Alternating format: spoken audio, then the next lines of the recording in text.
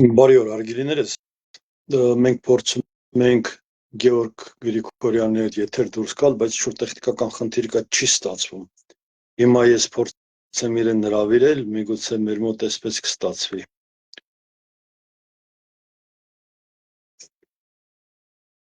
Так, տեսնենք Գեորգին կարող ենք գտնել, թե չէ։ Հուսամ ձեր մոտ ամեն ինչ նորմալ է, լավ է, դուք ձեզ լավ եք զգում։ Մեր մոտ կամաց աշխատում ենք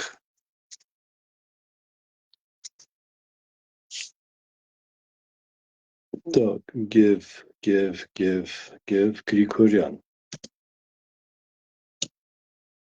Так, Գև, դա քերոր չի վերում։ Okay, ոնց որ ինձ տեսավ Գեորգը։ Նորից փորձենք մեկ անգամ ինձ Ֆրիդեն։ Հիմա միգուցե Գեորգը կմիանա, չգիտեմ, փորձում եմ իրեն կապել։ Ջան, Okay, արդեն կապի մեջ ենք, միացնում ենք։ բարի Ողջույն։ երեկո ապրեցի տանջալի վիճակը, այս Facebook-ը արդեն հասկացել է, որ ինքը գործ ունի ուժեղների հետ, ոնց հասկանում եք, չէ՞։ Արամ ջան, մի հատ այնտեղ ասեք թողել մի հատ նայել մենք երևում ենք, թե ոչ, եղբայր։ Այո։ Նորմալ է ամեն ինչ։ Նորմալ Ես մի հատ միանամ իմ էջի ժողովրդի հետ, որտեղ սպասողները շատ են, գրում են եղբայր, ինչ եղավ ձեր Facebook-ի վրա արդեն հարցակում եղավ ու չգիտեմ ինչ, կարա լինի ամեն ինչ էլ, երբ որ մարդ ուժեղնում է, հարցակումներն են ուժեղնում, բարի երեկո սիրելի հայրենակիցներ, Աստված օրհնի բոլորիդ Արամ ջան, շնորհակալություն կապը պահելու համար, իմ մոտից անհնար էր եղբայր, փորձենք այսօր այս ձև ուղիղ եթերը անենք, տարբերություն չկա դա ինչ էջավակ, տարբերությունը որ հասանելի է բոլորին։ Արամ ջան, ոնց եք։ Շատ լավ, ամեն ինչ լավ, աշխատանքային աշխատում ենք, որ ավելի լավ լինի, հիմա դա էլ գիտես ինչպես է, մեր մոտ Հայաստանում իրադրությունը այնպես է, որ յուրաքանչյուրիս խոսքը կամ գործը մեծ հակառակման է ենթարկվում կամ ճնշումներ կան, հետևաբար սպասել, որ ավելի դյուրին կլինի մեր աշխատանքը, չեմ կարծում, բայց դե մենք պարտավոր ենք մեր աշխատանքներն անելու, այլ տարբերակ չկա։ Ես ուզում եմ մեր հայրենակիցներին ասել, որ մենք պատրաստվում ենք, Արամ ջան, շատ կոնկրետ աշխատանքների, որ մեր հայրենակիցները դա իմանան, թե շուտով ինչ թեմաներ մենք կբարձրացնենք եւ այն ինչ որ 30 տարի դուք արել եք այդ ամեն ինչը, պետք է դա արդեն լուսաբանենք եւ հասանելի դառնա մեր հայրենակիցներին։ Ես նորից եմ ուզում խոսել այս շատ հետաքրքիր իրական գործող գրքի մասին, ես ուզում եմ շատ կարճ Արամ ջան մեր հայրենակիցներին ասել, եթե որևէ մեկը կուզենա այս գիրքը ունենա, խնդրում եմ կապնվեք Արամ Մկրտչյանի հետ, նույն մարդը, որ հիմա եթերում է եւ սրա մեջ կարող եք բոլոր ձեր հարցի պատասխանները ունենալ, այստեղ մեր քարտեզն է, իրական քարտեզն է Հայաստանի Հանրապետության եւ իսկական կատաստրը այստեղ կգտնեք, որ էլ ոչ մեկ չկարողանա ձեզ ասի, մենք կատաստր չունենք, մենք երկիր պետականություն չունենք։ Ճիշտ է մեկնաբանում Արամ ջան։ Այո, ամեն ինչ ճիշտ է եւ ինչ որ ներկայացրեցիր, ես սիրով ընդունում եմ, ինքը այդպես էլ կա, պարզապես մենք տեխնիկական խնդիրը, ինչ որ անհասկանալի ձևով ես մեն նայել եմ, լավ չի ցույց տալիս, կադրերը կիսատ են երևում, բայց ոչինչ։ Ես կխնդրեմ մեր հայրենակիցներին ուղղակի գրեին, արդյոք մեզ տեսնում են, մեզ լսում են, ուղղակի գրեք մեզ, կամ ինձ կամ Արամին գրեք, մենք հասկանանք, որ ուղղակի չխոսենք, հասկանանք արդյոք մենք այս պահին երևում ենք ու արդյոք ուղիղ եթերը կայանում է։ Արամ ջան, մի հատ դուք փորձեք այդտեղ հասկանաք, ես այդտեղ մի հատ երկրորդից միանամ, տեսնեմ այդտեղ ինչ ձև է ցույց տալի, Ես թվում է Facebook-ի հետ խնդիր կա, Արամ ջան։ Մեր մոտ ամեն ինչ նորմալ է, ես տեսնում եմ, ես ու դու եթերում ենք, մեզ այս պահին դիտում են 9 մարդ, գիրքը իմ ձեռքում է, ցույց են տալիս։ Անցնենք մեր հիմնական քննարկմանը։ Նախ ես ուզում եմ Եվս մեկ անգամ կոչով դիմել մեր ընկերներին Երևանում, ովքեր հիմա գտնվում են անազատության մեջ, նրանք շատ են եւ իդեմս Սերոփի Գասպարյան այո եւ մյուս ընկերներին, ովքեր հիմա գտնվում են անազատության մեջ, իրենց ուժու կորով կամք Պավլիկին Սասնածռերին, որ նստած է, Վարուժանին, որ նստած է եւ մյուս մեր հայրենիներին, ովքեր գտնվում են անազատության մեջ, ես իրենց կամք եւ կորով եմ ցանկանում եւ մենք իրենց չենք մոռանում, պատրաստ ենք իրենց օգնելու, սակայն մեր հնարավորությունները այս պահին սահմանափակ են բոլոր առումներով եւ գործողությունների եւ Հայաստանի իշխանությունների հետ հարաբերվելու եւ ընդհանրապես ընդդիմադիր դաշտում ահավոր ճահճային վիճակ է ընդդիմադիր դաշտում բոլոր կողմեր ովքեր որ երբևէ հնարավորություն են ունեցել խոսք ասելու նրանք բոլորն այլևս սպառված են ցավոք սրտի իսկ նորը դեռ չի ձևավորվում համեցեք Դրա համար ես բարձրացրեցի որ նորը շուտով այն ձևավորված ֆունդամենտը որ կա հիմա պետքա մենք ճիշտ մատուցենք մեր հայրենակիցներին այո մենք կոչ ենք անում ազատ արձակել մեր հայրենակիցներին ես ուզում եմ Արամ ջան քո թույլտվությամբ կարճ խոսել Սերոբ Գասպարյանի մասին մարդ որը հրամանատար գործող հրամանատար Սելհովազ ջոգատի հրամանատարը որի եղբայրը եւ եղբոր որդին մահացել են 44 օրվա պատերազմին եւ փորձում են այսօրվա իշխանությունը հագիտակ պահել առողջ մարդու, որը որ 30 տարի կռվել է եւ դիրքերից տուն չի եկել իր երեխաների հետ միասին ես ուղղակի ուզում եմ մի հատ ես գիտեմ ձեզ 30 տարի դուք արդեն այս ամեն ինչի մեջ անցել եք ես ուզում եմ ուղղակի մի հարց տալ Արամ ջան հենց քեզ եթե երկիրը խաղաղության է գնում, եթե երկիրը ամեն ինչ ոնց որ թե հանգիստ է, հա, հարց, արդյոք ինչի համար են, ինչ ընդդիմադիրների եւ հերոսների եւ հրամանատարներին փագում այս տեսակ եւ փորձում են նրանց փագիտակ պայել։ Ինչն է խնդիրը, Արամ ջան, ուզում եմ մի հատ մեկնաբանես քո կարծիքը, որ մեր ժողովուրդը հասկանա, արդյոք պետք է այս բանը անել, որ այս բանին հասնել, կամ ինչ որ կարող է օգուտ դա մեր երկրին։ Մի հատ դրա մինուսն ու պլյուսը մեզ ինձ բացատրի, մեկ էլ մեր հայրենակիցներին հասկանալի լինի։ Առաջի կարևոր խնդիրը, որ բոլոր նրանք, ովքեր այսօր իշխանության նստած են եւ ղեկավարում են երկրի, նրանք մեծ վախեր ունեն իրենց կատարած սխալների, իրենց քաղաքական անհեռատես գործողությունների, որի հետևանքով մենք մեծ կորուստներ ենք տվել, մարդկային կորուստներ, երիտասարդ կյանքեր, մենք մոտ 10,000 զոհ ու վիրավոր ենք տվել, եւ դրանք մեր երիտասարդներն են, մեր սերունդներ, նրանք պետք է ամուսնանային, նրանք պետք է երեխաներ ունենային, նրանք պետք է զարգացնեին մեր ազգը, ցավոք սրտի, նրանք այլևս չկան, իսկ ովքեր որ կան, նրանք վիրավոր են, անդամալույծ են, հաշմանդամ են եւ այսօր այդ մեղքը կատարած իշխանություններն են, որ պետք է պատասխան տան, իսկ պատասխան պահանջողները նրանք են, ովքեր կարողանում են պահանջ ներկայացնել ուժի կիրառման միջոցով կամ այլ գործիքակազմով, ովքեր Հայաստանում են։ Նրանց նկատմամբ կիրառվում է արգելափակման գործողությունները, որը տրամաբանական է, վախը ստիպում է նրանց կատարել գործողություններ, որոնք ուղղակիորեն օրենքից դուրս են, մասնավորապես կալանքը մարդկանց նկատմամբ, ովքեր զենքը ձեռքներին պաշտպանել են հենց իրենց այդ իշխանավորների շահը, որպեսզի նրանք այսօր լինեն ազատության մեջ եւ ղեկավարեն երկիրը։ Դու պայմանական, նրանք հայրենիք են պաշտպանել, բայց հայրենիքի մեջ նաեւ նրանք էին։ Այսօրվա իշխանությունների խորքային վախը, իրենց ֆիզիկական վախը, իշխանությունը կորցնելու եւ ռեսուրսները կորցնելու վախը ստիպում է նրանց կալանավորել այն հայրենիներին, ովքեր իրենց վրա պատասխանատվություն են վերցրել եւ վերցնում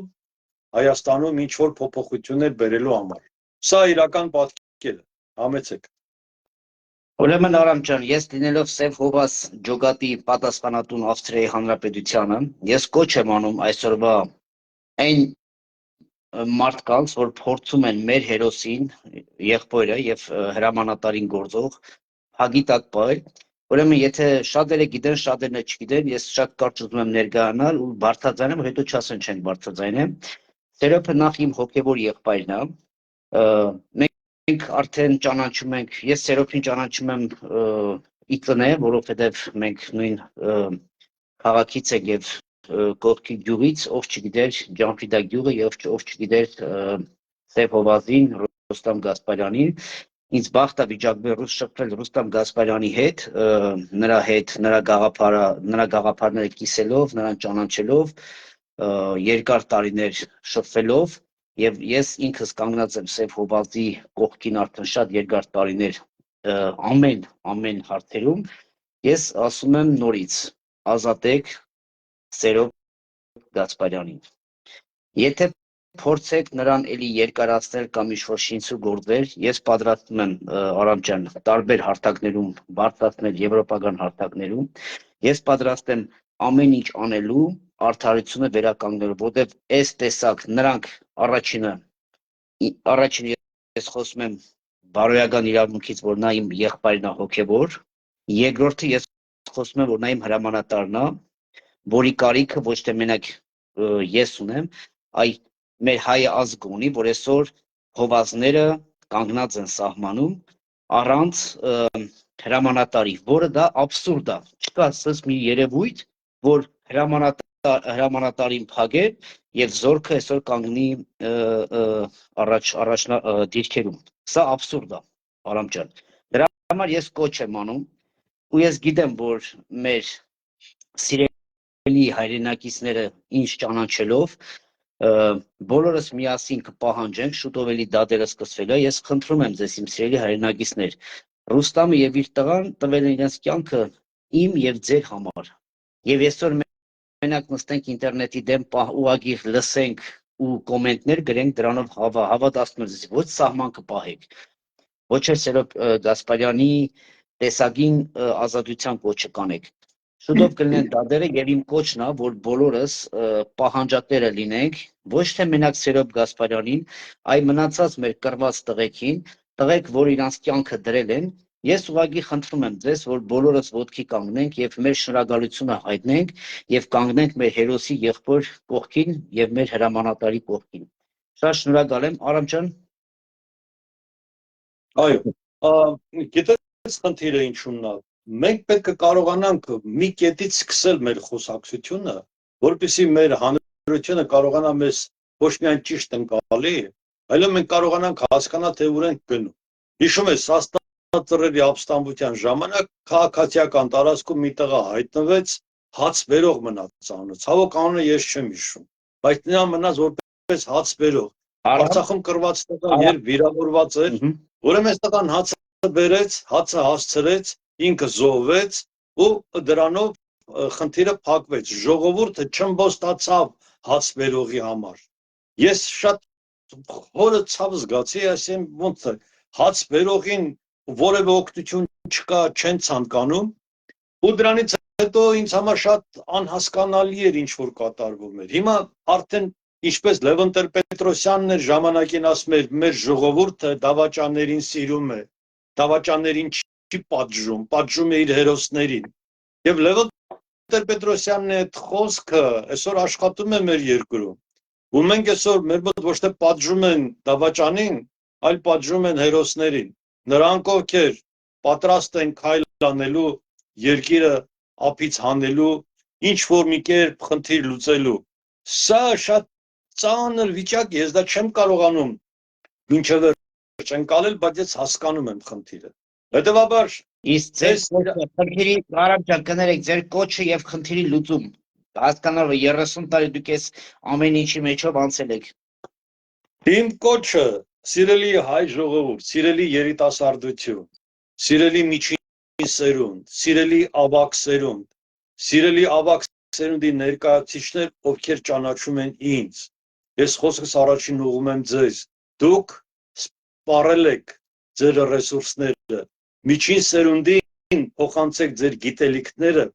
որպեսզի նրանք էլ կարողանան երիտասարդ սերնդի հետ աշխատել եւ մենք երեքով միասին որպես մեկ ուժ կարողանանք մեր երկիրը այս վիճակից դուրս բերել։ Առանցին հնարավոր չի կյանքի կոչել որևէ ծրագիր։ Սա իմ կոչը մեր ժողովրդին, հատկապես երիտասարդներն եմ կոչ անում։ Մի վախեցեք որևէ մեկից։ Կապ հաստատեք, միավորվեք եւ միայն միավորումով է հնարավոր երկիրը այս վիճակից դուրս բերել։ Համեցեք։ Շնորհակալություն Արամ ջան, մեկ թեմա էլ շատ կարճ անդրադառնանք, որովհետև հետո նոր արդեն կանդրադառնանք Արամ Մկրտչյանի եւ նրա գործողությունը սենատի եւ մնացած մեր հարցերում, որ ժողովուրդը հասկանա թե ով ենք մենք եւ ուր ենք տանում, ուր ենք ուզում եւ ինչ ենք ուզում անել։ Ես ուզում եմ մի քիչ մենք բաց խոսենք մեր հայրենակիցների հետ, որ հասկանան եւ ուսումնասիրեն։ Ոչ թե որ մենք ամեն շփոթ մեր խոսակցությունը մի քիչ ես փակագծերը բաց անեմ, որպեսզի մենք հասկանանք, մեր լսողները հասկանան, թե այդ ժողովրդական լեզվով ասած ինչ ենք առաջարկում։ Այդ ժողովուրդը, եթե մեզ ասում են մենք ընդունում ենք, մեր ինչն են ընդունում, այդ ինչ ենք մենք առաջարկում, որ ուրիշները չեն առաջարկել։ Այն ինչ ենք մենք ասում, որ մինչև մեզ որևէ մեկը չի ասել։ Ուրեմն հարգելիներս, եւս մեկ անգամ պետք է ասեմ, յուրաքանչյուր մարդ, ով ծնվում է այս երկրագնդի վրա, կամ յուրաքանչյուր մի շունչ, որ գալ, նա ունի ծննդյան վկայական։ Յուրաքանչյուր պետություն, որ ձևավորվում է, նա ունի ծննդյան վկայական։ Եթե մարդը չունի ծննդյան վկայական, նրան որպես մարդ որևէ միտեղ չեն ճանաչում հասարակության մեջ, այսինքն նրա մոտ նրա արժե բոլոր դռները փակ են առանց ծննդյան վկայականի։ Եթե պետությունը չունի ծննդյան վկայական, նրա արժե բոլոր դռները փակ են, նրան որպես պետություն չեն ճանաչելու։ Եվ ի ուրախություն մեզ մենք ունենք մեր ծննդյան վկայական։ Եվ այդ ծննդյան վկայականը Հայաստանի Հանրապետության տրվել է 1920 թվականի դեկտեմբերի 10-ին, ահա այդ ծննդյան վկայականը ցույց եմ տալիս։ Այս ծննդյան վկայականով է, որ մենք կարող ենք մեր երկիրը հանել այս վիճակից։ Առաջի Հանրապետության իրավահաջորդություն, եւ այս իրավահաջորդությունն է, որ թույլ է տալիս մեզ խոսելու ակտիվ, վստահ, ինքնավստահ եւ մենք որևէ մեկից որևէ բան չենք խլում։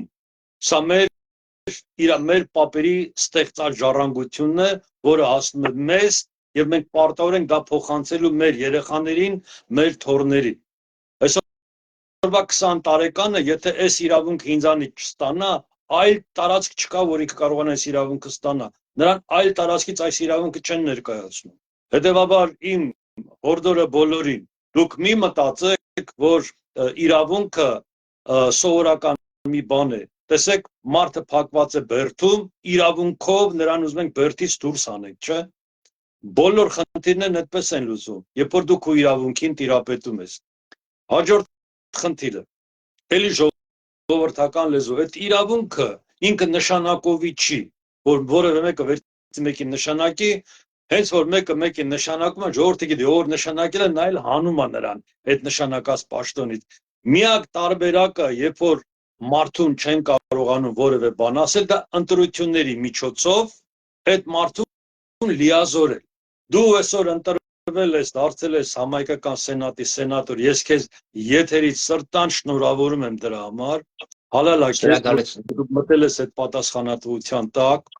ու այսօր քու հետևը կանգնած են 500 մարդ, որ քեզ ձայն են տվել։ Եվ այդ 500 մարդը այսօր քու բանակն է։ Այդ դու այսօր ունես բանակ, որը 500 մարդ են, ովքեր ձայն են տվել, ովքեր լիազորել են քեզ ներկայացնելու առաջի հանրապետության իրավահաջորդությունը քու երկրում։ Ամենաբարձրագույն բանը դու ստացել ես Հայաստանի Հանրապետության ոչ մի падգամավոր նման լիազորություն չի ստացել։ Այս էլ երկրորդ ժողովրդականը։ Հետո մենք կարողանում ենք մեր սենատորներին հավաքել եւ այդ նույն լիազորություններով աշխատանքն առաջ տանել ցանկացած պետության մեջ, մենք խնդիրը բարձրացնում ենք եւ Հայաստանի իշխանությունները այլևս անելիք չունեն այդ մասով, որտեղ դու որպես ընտրված սենատոր ներկայացնելու ես քո իրավահաջորդությունը, հենվելով նաև նրա վրա, որ մենք պաշտոնապես 320,000 փախստական հայեր ենք ունեցել, ովքեր ճանաչվել են երկրի իրավահաջորդ ժառանգատեր, այս բոլորը միացնում ենք իրար, մենք կարողանում ենք հանգիստ առանց նեղվելու այս իշխանություններն ասեն ձեր տաբուրետկեն են կողմ քաշեք, են կողմ գնացեք, հերիքա։ Դա է մեր հիմնական խնդիրը։ Երկու բան, ժողովուրդը վստահի քուպես տղերքին, որ դառնան սենատոր, եւ նրանք ովքեր հասկանում են ազգի համար ինչը հարկավոր անել, ձայնը ստացել են, մնացածը սովորական քրտնաջան աշխատանք է։ Համեցեք։ Նախ շնորհակալություն Արամ ջան, եթե առիթից օգտվել եմ, ես էլ շնորհակալություն հայտնեմ այն մարդկանց, որ ինձ վստահել են, այն ձայնը որ տվել են, ես կփորձեմ թե դրսում, թե ներսում լինել հայի գեն կրողը, այդ պարտականությունը, որ տրվել է ինձ, ես միայն կասեմ շնորհակալություն, ես հայ եմ եւ պարտավոր եմ մինչեւ իմ կյանքի վերջորերը լինել իմ երկրի, իմ հոգևոր երկրի կողքին, ես միշտ ասում եմ մեր երկիրը հոգևոր երկիր է, դրա շատ կարևոր մասն է, իմ համար առաջինը լինել հոգևոր, հետո նոր ծառայել հայրենիքին, որովհետեւ դա իմ համար առաջնությունն է եւ ինչ ճանաչող եւ ընտրողը պետք է իմանա, որ ընտրելա ոչ թե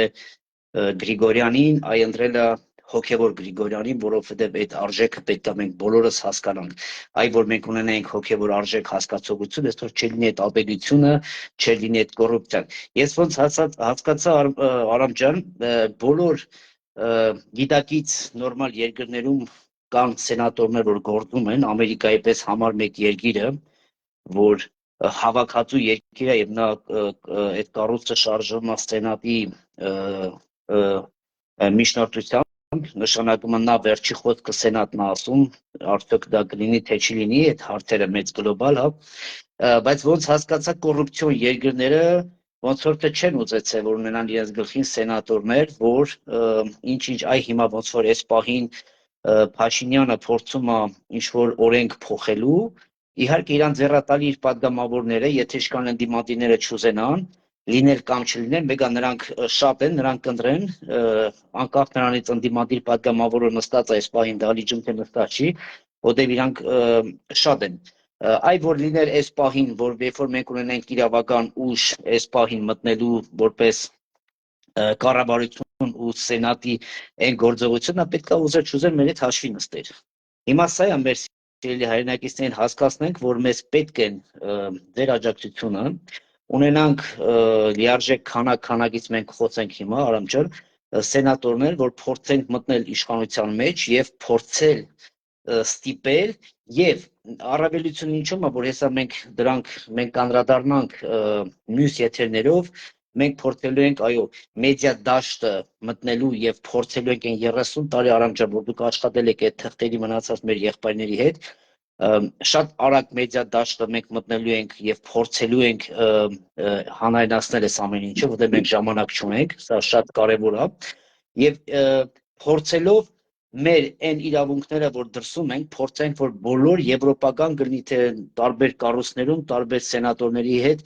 փորձել հասկացնել, որ այս ամեն ինչը դուք եք ընտրել, դուք եք արել ու հիմա ինչ որ մեկը ուզում է այսին մխսի։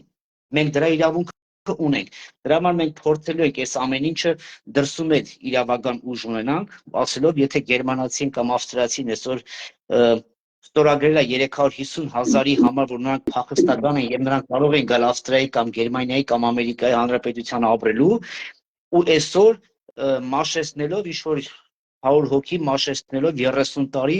բերում են այդ ամեն ինչը ուղղակի վերացնելու։ Հիմա մենք պետքա փորձենք այդ ամեն ինչին շունչ տանք, Արամ ջան, խնդրեմ, ոնց են շունչ տալում այդ ամեն ինչին, որը իրավական ուժ ունի։ Այնպես չի, որ մենք նոր ենք սկսում այս ամեն ինչը, խնդրեմ։ Առաջինը մենք խնդրին պետք է մոտենանք այն ներքին փիլիսոփայությունից, որը 3 արմատ ունի։ Մենք հավատում ենք, մենք նպատակ ունենք, մենք կարող ենք։ Այս 3 կարևոր էլեմենտները պետք է յուրաքանչյուր աշխատանքի մեջ լինի։ Առանց հավատի որևէ բան տեղի չի ունենա։ Առանց նպատակի խնդիրները չեն լուծվում եւ առանց հաղթանակի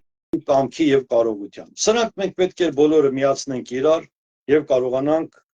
հասարակությանը տալ նորմալ օրակարգ։ Առաջինը եւ ամենակարևորը, յուրաքանչյուր հայ պետք է իմանա, որ ինքը ժառանգական սեփականատեր է։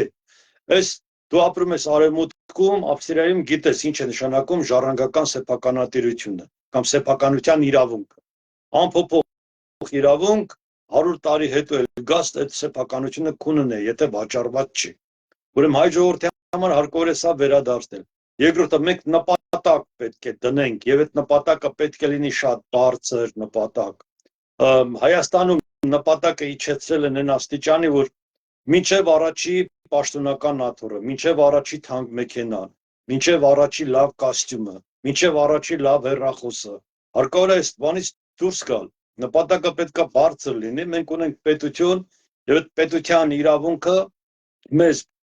բոլորիս համար 214,000 քառակուսի կիլոմետրի վրա է տարածվում, այլ ոչ թե 29,743-ի, ինչպես ասում էր Նիկոլ Փաշինյանը։ Հետևաբար յուրաքանչյուրը պետք է դա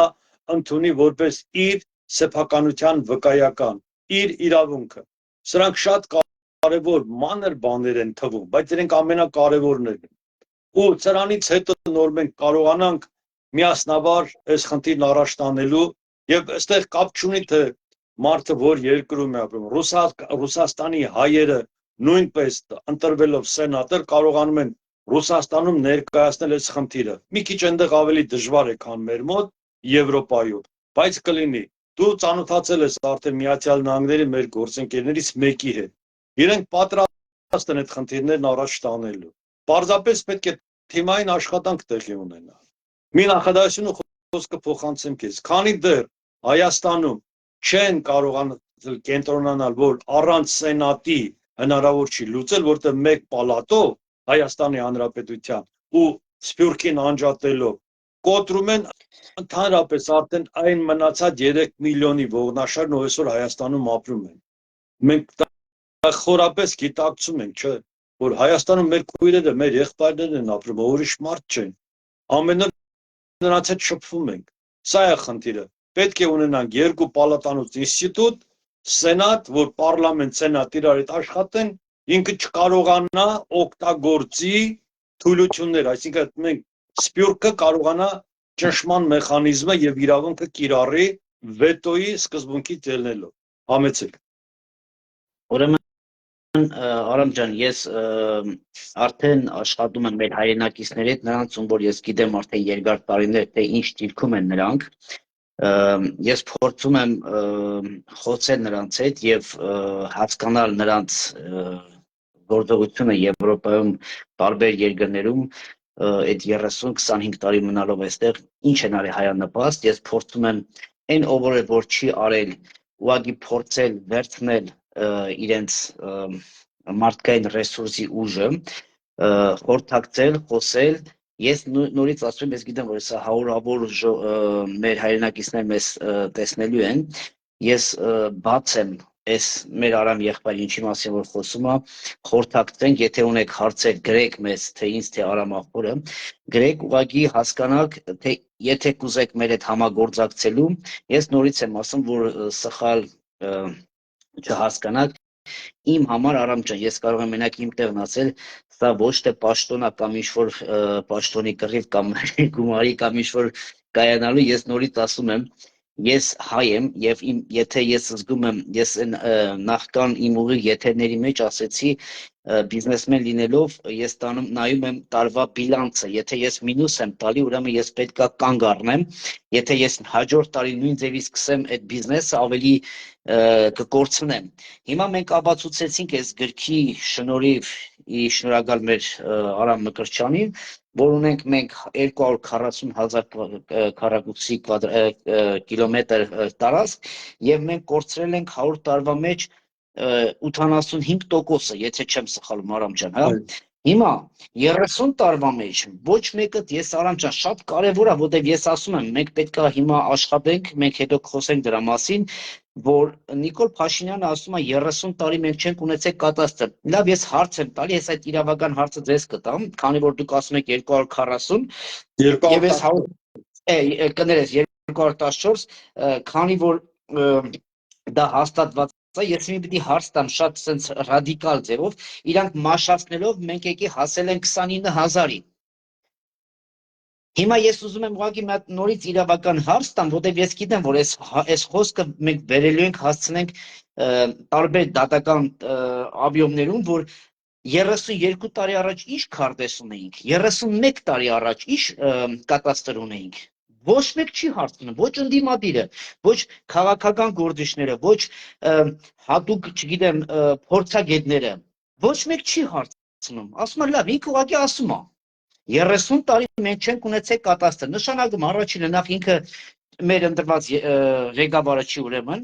օրենքով, դա թույլ չի տալի, հա, adekvat չի ինքը, նշանակում է ինքը ուղղակի դրված է, որ ամեն րոպե ինքը սրանով տանում է Արամ ջան, դաժե իրա չպատասխանատու լինելը։ Ինքը պատասխանա, եթե քարտեզ չկա, եթե չկա կատաստր, ինքը պատասխանատվություն չի վերցնում։ Դրա համար ասեց կռվի ժամանակ, այո, ես գլխավոր հրամանատարն եմ, բայց մեղավորը չեմ։ Նշանակում է, ես ոչ մի բան եմ ընտրել, ուղղակի եկել նստել եմ, չընտրեք։ Հեմ էլ ասում, չընտրեք, չեք ուզում դուրս կամ։ Հիմա Արամ ջան, եթե մենք այս 100 տարվա մեջ 85%-ը մենք տակ ենք տվել, հիմա պետք է մենք կանգ առնենք, թե չէ, թե մի 20 տարի հետո կամ մի երևի 20 տարի շետի հետ ուղղակի երազել, 2 տարվա մեջ էլ այս 2900-ը մաշեցնենք եւ վերջ։ Սա է մեր ուզածը։ Ոնց կանգնեցնենք եւ ոնց գնանք առաջ։ Ում օգնությամբ պետք է լինի եվրոպացիների, ամերիկացիների, ռուսաստանցիների, թե մեր հայրենակիցների օգնությամբ։ Իրանք են տերը այս ամեն ինչի եղել եւ մեր պապերը։ Խնդրեմ։ Առաջերտին որ չասեն հանկարծ Արամը կամ Գևը Եվրոպա մետ, Ամերիկա մետ կամ Ռուսա մետ, ես հայա մետ եմ, բայց եթե այսօր Եվրոպա մետը եւ Ռուսա մետը կամ ռուսը կամ ամերիկացին մի լավ բան կառաջարկի, որ իմ 29000-ը պլյուս լինի, ոչ թե մինուս, իհարկե մենք կհամագործակցենք։ Արամ ջան, խնդրեմ։ Շնորհակալություն։ Մի կարևոր բան կա, որ պետք է ասենք։ Ուրեմն ժողովուրդը երբ որ ասում է, բա Նիկոլն ասում է մենք կադաստր չունենք, Նիկոլը վեճը քաղաքական դաշտից տեղափոխում է ակադեմիական պատմագրության, հասարակագիտության եւ իրավագիտության տարածք։ Մի անգամ ուրեմն Հայաստանի պատմագիտության, հասարակագիտության եւ իրավագիտության դոկտորները, պրոֆեսորները, մասնագետները պետք է իրեն հանրային պատասխան տանեն, ասեն պարոն վարչապետ, մենք պարզապես հասկանում ենք, որ դուք նյութին չեք տիրապետում, ձեզ տեղեկացնում ենք, որ Հայաստանի Հանրապետությունը ունի կադաստր եւ այդ կադաստրը գտնվում է այստեղ։ Ուրեմն այդ Հայաստանի Հանրապետության 3 ոլորտների մասնագետները ձայն չեն հանել։ Որևէ մեկը ձայն չեն հանել, եթե ձայն հանած լինեին, դու կլսեիր։ Վեճը ես վերցրել եմ իմ վրա։ Հայաստանի Հանրապետության վարչապետի հետ վեճը ունենք կադաստր թե չունենք, ես վեճը վերցրել եմ իմ վրա եւ միակողմանի գիրքը տպելուց հետո շնորհակալություն Աշոտ Մելքոնյանին, Հայաստանի Գիտությունների Ակադեմիայի Պատմության ինստիտուտի տնօրենին, որի վրա վերցրել բարձր պատասխանատվությունը դառնալ ինձ հետ կողմ այս գիրքը հրատարակման գործում եւ ցույց տալ, որ կարելի է նաեւ պարկեշտ հրատարակել գիրքը եւ ժողովրդին մատուցել, որտեղ մի դեպքում երբ որ Արամ Մկրտչյանը որպես հեղինակ է, մի դեպքում երբ որ Հայաստանի Գիտությունների Ակադեմիան է արդեն հրատարակում գիրք, ուրեմն ավելի բարձր է արժևորվում գիրքը բոլորի համար։ Հիմա ես վեճը վերցրել եմ իմ վրա, Հայաստանի Հանրապետության վարչապետին ասել, դուք սխալվում եք, հարգելի Հայաստանի Հանրապետության վարչապետ, Հայաստանի Հանրապետությունն ունի կադաստր եւ այդ կադաստրային փաստաթուղթը ընդունվել է 1920 թվականի դեկտեմբերի 10-ին։ Ես ամեն անգամ կրկնելուց հետո չեմ կարողանում փոփոխություն բերել, քանի դեռ չեն միացել այն ուժերը, ովքեր որ գիտակցում են։ Հիմա հաջորդը դու ասեցիր ռուսամետ, արևմտամետ, չգիտեմ, դրանք դնենք յուրաքանչյուր հայ պետք է լինի պահպանողական հայ, քրիստոնեական, դեմոկրատական կամ քրիստոնյա պահպանողական։ Հեսա միջուկը մեր։ Մեզ աշխարհը ճանաչում է որպես քրիստոնյա ազգ։ Քրիստոնյան չի կարող լինի ազատական, լիբերալ չի կարող լինի քրիստոնյան։ Քրիստոնյան պետք է լինի պահպանողական, առավելագույնը սոցիալ-դեմոկրատ ու կենտրոնանիստ։ Մենք մեր հարաբերությունները Ռուսաստանի հետ պետք է կառուցենք քրիստոնեական խողովակով։ Մենք այլ խողովակ չունենք։ Մեր աղջիկը Ռուսաստանում հարս է գնացել 1000 տարի առաջ։ Մեր թագավորի աղջիկը գնացել է Ռուսաստանում հարս։ Չմշկիկ թագավորի Բյուզանդիայի չմշկիկ կայսրի աղջիկը դարձել է ռուսական թագավորի հարսը, կինը։ Այսինքն մենք պատմականորեն ունենք այդ հիմքերը, որպեսզի խնդիրը ճիշտ ներկայացնենք։ Նույնը Եվրոպայի հետ աշխատելու ժամանակ մենք Եվրոպային հանգիստ առանցնեղվելու ասում ենք դուք եք այս փաստաթղթերը ընդունել, մեր կարծիքը չեք էլ հարցրել։ Հետևաբար մենք ձեր ոչ պահանջ, այդքան էլ ձեր հետ համաձայն չենք, բայց ստիպված 214-ի հետ համաձայնվում ենք։ Ոչինչ։ Հիմա գալիս ենք 29700, այդքան մեծ որ վախեցնում են թուրքը կհարցակվի, թուրքը չի հարցակվում նրա համար, որ դու ասում ես 214 եմ կամ 15000 եմ։ Թուրքը դրա համար չի հարցակում։ Թուրքը հարցակում է նրա համար, որտեղ տեսնում է երկրի ղեկավարը չի պաշտպանում իր պետության շահերը միջազգային իրավունքով, այլ ինքը փորձում է այդ իրավունքը պաշտպանել, ինչքան որ խելքին հասնում։ Այսինքն այդ պահին իրանք բերել են այդ փաստաթղթը, ասում այս փաստաթղթով պաշտպանել։ Ալիևի խելքին հասել է, որ ինքը իր չեղած առաջի հանրապետության իրավահաջորդն է։ Մենք լինելով իրապես առաջի հանրապետության իրավահաջորդ եւ առաջի համաշխարհային պատերազմի հաղթող պետություն, մենք հաղթող պետությունների հետ պայմանագիր ենք ստորագրել։ Մենք հայ ժողովրդի առաջնորդը գնացել է Ահարոնյան, Ավետիս Ահարոնյանը հաղթող երկրների հետ պայմանագիր է ստորագրել։ Այս փաստաթղթերը պետք է բերեն դաշտ, ելի մենք պատերազմի մեջ ենք։ Մի դեպքում մենք պատերազմում ենք ոչ թե միայն ապրելու համար, այլ նաև ունենք իրավունք, մի դեպքում մեզ ասում են խելոք մնացեք, ձեզ սպանեն, դուք իրավունք չունեք։ Դուք իրավունք չունեք։ Այս է խնդիրը, ժողովուրդը պետք է ինքը իրավունք ունի, ինքը փաստաթղթեր ունի, եւ այդ փաստաթղթերը հիմնավորված են միջազգային իրավունքով։ Էլի կռվի մեջ ես, բայց իրավական փաստաթղթեր ունես։ Հրամեն։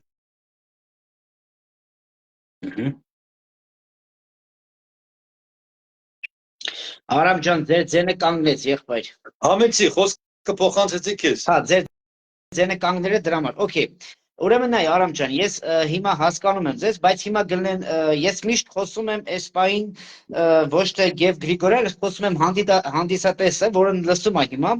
Մենք հիմա շատերը կասեն, այ ախպեր, հիմի այս պահին մենք կանգնած ենք կռվի բերան, այս պահին այս պահվա մասին խոսեք։ Նայ, մենք խոսում ենք առաջինը ինչա մեր իրավունքը եւ ինչ ունենք մեր ձեռքում, օրինական, ոչ թե ինչ որ նոր մենք ստեղծել ենք, օրինական դաշտում մենք արդեն 100 տարի ինչ ունենք, որը ինքը գործող է, որ մենք կարող ենք դրսում աշխատել։ Դա մեզ չի խանգարում, ներսում կռիվ կլինի, պետք է այո մենք պաշտպանվենք։ Հիմի հարցը բերենք պաշտպանողական։ Okay, դու հիմի ապացուցել ես եւ ապացուցվում է, ապացուցվելու է եւ ավելի, որ մենք ունենք դրսում այն եվրոպացիները, որ այս դոկումենտները ստորագրել են եւ նա գործող է, հասկացան։ Սա ձեր գործնական մնացածի գործն է, որ հիմա աշխատենք մենք։ Դրված է մեր դեմ այս ծրագիրը, մենք պետք է աշխատենք եվրոպացի ասելու լսի եղբայր։ Այս թուղթը իրավունք ունի, բայց հիմա երկրորդ հարցը, մեր երկիրը այս պահում կանգնած է լինել եւ չլինելու, վախացնելու են, որ մի հատ բար կա, չէ՞, Հովանես Թումանյանը թե չծնողացնում կուկու քանի ձակ ունես դու, ամեն օր մի ձակին տանում է, այս վիճակն ենք մենք հիմա հասել, այդ վերսիան աշխատում է իրանց մոտ։ Հիմա այս վիճակում ինչ ես առաջարկում, որպես 30 տարի այս ամեն ինչը ապրած, տեսած, պատերազմ տեսած, ինչ ես առաջարկում այս պահի ներսի հայերի համար։ Okay, լսին հասկացար, մենք այդում ենք հեսա Եվրոպասից ասում լսեք, այս թուղթը ինչ որ Փաշինյանը խոսում է, դա ուղղակի ֆանտազիա եւ սուտարի սրիկայություն է, մենք ունենք, մենք հետ հաշվի ենք նստում, բայց թշնամին կանգնած է ուղղակի մի քանի կիլոմետր մինչև Ջերմուկ, չգիտեմ, 50 կիլոմետր կանգնած է այս պահին, որ չգիտենք ինչ է առաջարկում այս պահին, հենց այս պահին մեր հայրենակիցին, ոչ թե Նիկոլ Փաշինյանին, մեր հայրենակիցին, եթե դու լիներ այս պահին վարչապետը։ Խնդրեմ։ Մեր հայրենակիցները պետք է իմանան, որ մենք տարածքային իրավունքները 214-ը թշնամին այսօր կանգնած է այն սահմանային գծի վրա, որը մենք ասում ենք Հայաստանի Հանրապետության եւ Ադրբեջանի առայժմ չհաստատված միջպետական սահման։ Ինքը պետք է իմանա, որ իր տարածքներից 214-ից կարողացել են պահպանել մեր պապերը եւ ինքը, որ այսօր զայքը ձերքին կանգնած է, ընդամենը 29743-ը։ Բայց ինքը պետք է գիտակցի, որ դա վերջի պահպանված կտորն է, ոչ թե ինքը ամբողջն է։ 1941 թվականին գերմանական բանակը կանգնած է Ստալինգրադի տակ, 45 թվականին ռուսները մտան Գերմանիա, 45 թվականին Գերմանիան բաժանվեց երկու մասի, գերմանացիներն ոչ էին մոռացել, որ բաժանված են։ 91 թվականին գերմանյաները միացան իրար իրավունքով։ Հիմա մեր խնդիրը, ես իմ սիրելի հայ ժողովրդին, ովքեր Հայաստանում ասում, մի նեղվեք, մի անհանգստացեք, մենք պատերազմի մեջ ենք, եւ ըստեղ ձեզ որ խափում են, թե եթե դուք համոզվեք մի մետր հետ գնաք, ապա թուրքը կստորագրի, նման բան չկա։ Թուրքը չի հարցակվում նրա համար, որ իբրև թե դուք իր հետ համաձայն չեք, ինքը նպատակ ունի։ Այդ ազգը իրավունք չունի, հայ ազգը իրավունք չունի այդ տարածքում ապրելու։ Սա իրանց գերխնդիրն է, գերնպատակ։ Մենք էլ պետք է կարողանանք ձեզ օժանդակել իրավական ուժով, որը որ մեր ձեռքին է, մենք այդ իրավական ուժով Եվրոպայում, Ամերիկայի Միացյալ Նահանգներում, Ռուսաստանում բարձրացնում ենք այս խնդիրը եւ այդ սփյուռքի 7 միլիոն այդ իրավունքի ուժով ձեզ օժանդակում են, ճնշում են, գործադրում այդ ինստիտուտների վրա, որ Ադրբեջանն հետ դադարեցնեն իրենց տնտեսական պայմանագրային հարաբերությունները կամ նվազեցնեն այդ հարաբերությունները, մինչև Ադրբեջանն իր ագրեսիայի չավարտի, հետ չքաշվի, հետ չկանգնի, արցախցիների հետ վերադարձի խնդիրը չմտնի քաղաքական իրավական օրակարգ։ Այսպես ենք մենք կարող ձեզ օգնել։ Դուք զենքով այդտեղ կանգնում եք սահմանի վրա, ինչքան հնարավորություն ունեք։ Մենք էլ այստեղ իրավունքով ենք ձեզ պաշտպանում։ Սա է, երկու թևերն իրար հետ պետք է աշխատեն։ Համեցեք։ Արամ ջան, ես հիմա նորից որպես հայրենակից, ոչ թե վարող ուժ, այ հայրենակից հարց ունեմ։ Հիմա նայ, հիմի շատերը կասեն, բայց դե ասում եք եվրոպացին այս դոկումենտները, այս ամեն ինչ որ մեր ձեռքում է հիմա, նրանք ստորագրել են, ինչի 44 օրվա պատերազմում, 4 օրվա պատերազմում, 30 տարվա պատերազմում իմանալով, որ մի թուղթ ստորագրել են եւ իրանց ձեռքով է Եվրոպան է ստորագրել այս քարտեզները իրականում գոյություն ունեն, բայց նրանք լռում են։ Բայց գիտեմ, որ դա օրինական ուժ ունի։ Ինչն է լռելու պատճառը, որ մենք նավ չունենք, բայց դա նույնը կարան այսօր լռեն, ասեն, լսի, լավ, օքեյ, մտցնենք Բունդեսթագ կամ ինչ-որ պարլամենտ, Արամի բերած թեման, օրինական է, իրանց ստորագրածն է, դուք ու պիտի կներեք, դուք ապացուցում եք, որ էսի օրինական է, բայց այսօր ինքը կախվածություն ունի այդ նավթից, այդ ամեն ինչից, իշքանով կարող ենք մենք ուժ գործադրել, որ մեր թուղթը ավելի ուժեղ է, քան ձեր նավթը, որ այսօր համաձայն եմ, որ չէ, որ մենք իրաց ստորագրած թղթով ենք, մենք ասում, լսի, եղբայր, դուք եք էս արեք, բայց այս պահին նրանք չեն օգնում։ Նույնը Անգլիան, այսօր Անգլիան համար մեր թշնամին է, որ այսօր կանգնած է Ադրբեջանի կողքին, խնդրեմ։ Եթե մենք մեկ օր առաջ աշխատանքը սկսած լինենք, մենք մեկ օր արդեն մեր նպատակին հասած կլինենք, մեկ օր ավելի շուտ։ Այս աշխատանքը չի արվել։ Այդ իրավունքի դաշտում խնդիրը շատ պարզ են դրել, եթե դու իրավունք ունես, քո իրավունքները խախտված են, ու դու այդ իրավունքի մասին չես խոսում, ուրեմն այդ իրավունքը քեզ պետք չի, ու դու խոսում ես, հաշվի են նստում քեզ այդ եւ քո ներկայացրածի հետ, ինչ որ դու ներկայացնում ես։ Նիկոլ Փաշինյանն ասեց, ես հրաժարվում եմ Արցախից, Հայաստանն էլ 29743 կա։ Ասում են, օքեյ, մենք այնպես կանենք, որ Ադրբեջանը ձեզ ասած 29743-ին էլ մատով չկպնեն, աշխատենք, պահենք, ինչ որ խնդիրներ կլուծեն։ Հիմա այդ արևմուտքը ինքը չի ասում, ինքը պարտավորություն չունի, որ ասի, արևմուտքը Փարիզը ասում էր Արցախի մենք կճանաչենք Արցախի անկախությունը, չճանաչեց, ինչու, որովհետև Հայաստանը չի ճանաչել։ Առաջի գործանողը Հայաստանն է, ինքը պետք է ճանաչել Արցախի անկախությունը եւ ստիպեր Ֆրանսիային։ Միացյալ Նահանգների 10 նահանգները ճանաչել են Արցախի անկախությունը ժամանակին, բայց իրենք ոչ մի քայլ չարեցին, որովհետև Հայաստանի Հանրապետությունը չի ճանաչել։ Այս խնդիրը շատ պարզ է, դրա համար Հայաստանի Հանրապետությունը պետք է ճանաչի, որպեսզի այստեղ արձագանք տան, չի ճանաչում։ Մենք հիմա ստիպում ենք մեր սենատի, մեր աշխատանքի միջոցով այստեղ որ ճանաչեն արդեն մեզ որպես կողմ, որ մենք ներկայացնում ենք, որ իրենք էլ զանգեն Հայաստան ասեն, այստեղ ձեր թիմերը այլ ծրագիր են առաջարկում, այլ բան, միա դուք երկու թիմերով իրար հետ ճշտեք, արևմտյան, արևելյան Հայաստանի թիմեր իրար հետ ճշտեք, ինչ խնդիր կա ձեր մեջ, մի հատ բալանսավորեք, որ մենք էլ թղթերը ներկայացնենք, այստեղի դեսպաններին հավաքենք Եվրոպայում, պայմանական Վիեննայում Հայաստանի Հանրապետության դեսպաններին, գիրկը դնենք սեղանին, ասենք դուք իրավունք չունեք այս փաստաթղթի դուրս այլ տիպի աշխատանք իրականացնելու դիվանագիտական դաշտում, որպես սենատորներ։ Համեցի։ Ուրեմն Արամ ջան, դու շատ նոր ճիշտ մի ցիտում արեցիր, որ այսօր դաժե Վլադիմիր Պուտինը ասեց, որ եթե դուք չեք ճանաչել, ես ինչի պետք է խառնվի Արցախի կամ Ղարաբաղի պատերազմին, հարց, ինչի Վազգենից հետո, Դեմիրճյանից հետո չճանաչվեց այդտեղ։ Խնդրում եմ, մենք բարձրացնել ենք, որ մեր հայրենակիցներն իմանան, առևտուր ա եղել, թե ինչ-որ արդեն ծրագիր կար, որ պետք է այս ամեն ինչը հանձնվեր, դրա համար սպանեցին։ Խնդրեմ, ձեր կարծիքը։ Ինչքան որ ես հասկանում եմ, երբ որ Կարեն Սերոպիչը մեկ էլ սպարապետը որոշում կայացրեցին, որ պետք է ռադիկալ փոփոխությունների գնան եւ Հայաստանը պետք է դուրս գա այդ փակուղային վիճակից, դա նշանակում էր ֆունդամենտալ քաղաքական օրակարգի փոփոխություն Հայաստանում։ Հայաստանի այդ քաղաքական օրակարգը բերել էին դրսից։ Հիմա օրակարգի տերը Հայաստանում կենսագործողը Լևոն Տեր-Պետրոսյանն էր, ուրիշ մարդ չէր։ Սերժ Սարգսյանը չի, Քոչարյանը չի, Լևոն Տեր-Պետրոսյանն է օրակարգի տերը Հայաստանում։ Սպանության ժամանակ օրակարգը տեր ունի։ Երկրորդ նախագահն էր նստած իշխանության, բայց օրակարգի նորից եմ ասում, օրակարգի տերը Լևոն Տեր-Պետրոսյանը ինքն է բերել Ռոբերտ Քոչարյանին դարձրել պրեզիդենտ։ Այսինքն իր հետ են համաձայնեցրել։ Ռոբերտ Քոչարյանն էլ համաձայնեցրել, թե ում տա իշխանությունը։ Ուրեմն օրակարգը տեր ունի, մեկ էլ կատարող կողմեր ունի։ Հիմա օրակարգի տերը կներեք, ուզում եք ասեք, որ կնքա հայրես ամեն ինչ էս 30 տարվա մեր դժբախտությունը, որ եկել այսօր չոքել է մեր օրհասական, դա Լևոն Տեր-Պետրոսյանն է, կնքա հայրը։ Այո, Կոր Լեոնին, Կոր Լեոնին։ Հասկացա։ Այո, եւ այս խնդիրը,